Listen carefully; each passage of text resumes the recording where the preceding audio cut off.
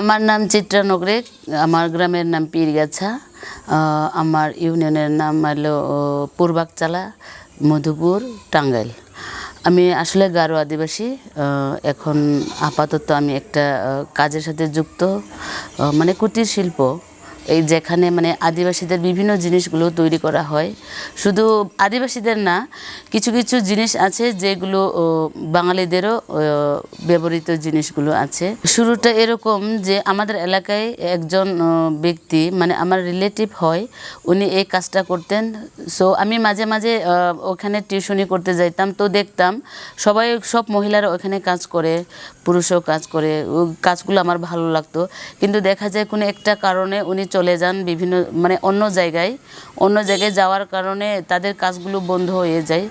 আমাকে সবাই বলে যে এই কাজটা শুরু করার জন্য। আমি শুরু করলাম। আমি তখন টিচিং করি পীরগাছা সেন্ট পলস হাই স্কুলে। তো কাজ শুরু করার পরে আমি টিচিংটা ছেড়ে দিই। এখন আপাতত এই ব্যবসার মধ্যেই আছে। সমাজের কিছু কিছু ব্যক্তি আছে, মহিলা ব্যবসা করবে, ওইটা অনেকেই মেনে নিতে পারে নাই প্রথমে। তো এখন অবশ্যই মেনে নিচ্ছে, মানে আস্তে আস্তে, কিন্তু আমাকে অনেক যুদ্ধ করতে হয়েছে ওনাদের সাথে। মানে সমাজে যাইতে পারি না, বিভিন্ন অনুষ্ঠানে যাইতে পারি না। অনেকে আমাকে বলছে যে অনেক বাঙালি পুরুষ আসে তোমার দোকানে, তাদের সাথে তুমি কথা বলো, তাদের সাথে মিশো, এই ইত্যাদি ইত্যাদি, মানে প্রতিবন্ধকতা আছে, মানে আসছে। তারপরে আমি এই পর্যন্ত আসছি।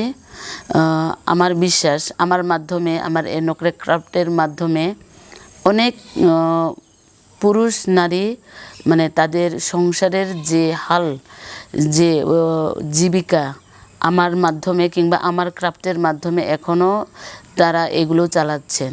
তো আমি মনে হয় বলতে কি, আমি স্টার্ট করি 18, কিন্তু আমি মানে সাময়িকভাবে কিছু টাকা দিয়ে আমি কয়েকজনকে হেল্প করতাম।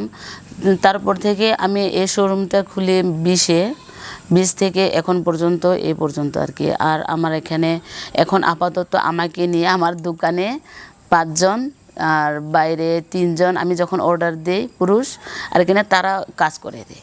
আর মহিলা বিভিন্ন জায়গায় কাজ করে, কিন্তু মহিলাদের তো অনেক কাজ থাকে, বাচ্চা কাচ্চা, সংসার সব কিছু মিলিয়ে, মানে তাদের মানে যখন সময় হয় তখন তারা কাজ করে। এখানে অনেক সমস্যা, যেমন বিদ্যুতের সমস্যা, প্রাথমিক যেটা, সেটা হচ্ছে বিদ্যুৎ। বড় সমস্যাও বলা যায়, কারণ আমাদের এখানে ঝড় বৃষ্টির সময় বিদ্যুৎ থাকেই না।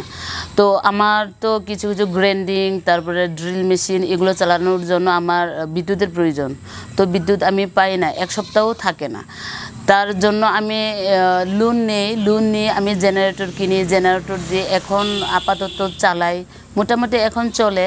কারেন্ট থাকলে তো কারেন্ট দিয়ে চালাই, কারেন্ট না থাকলে আমি জেনারেটর ব্যবহার করি। তারপরে দেখা যায় এখানে পেট্রোলের খরচও আছে অনেক, পেট্রোলের দামও তো অনেক। তখন আমার খুব ভালো লাগে। তারপরে দেখা যায় ওনারা আসে, মানে এসে আমাকে বলেন যে প্রধানমন্ত্রীর কার্যালয়ে জিনিসগুলো যাবে। আমি যতদূর সম্ভব আমি কাজগুলো করে দেই, আর যাই, আমারও ভালো লাগে। আমার যে আগের যে প্রতিবন্ধকতা থাকে, কষ্টগুলো থাকে, সেগুলো মানে ভুলে যায় আর কি। আমি এখন পর্যন্ত সরকারের কোনো সহযোগিতা পাই নাই। আমি আশা রাখি যে সরকার আমাকে সহযোগিতা করবেন। সরকার যদি আমাকে সহযোগিতা করেন, তাহলে দেখা যায় যে আমাদের এলাকার, আমরা তো আদিবাসী, গ্রাম অঞ্চলে জঙ্গলের ভিতরে থাকি।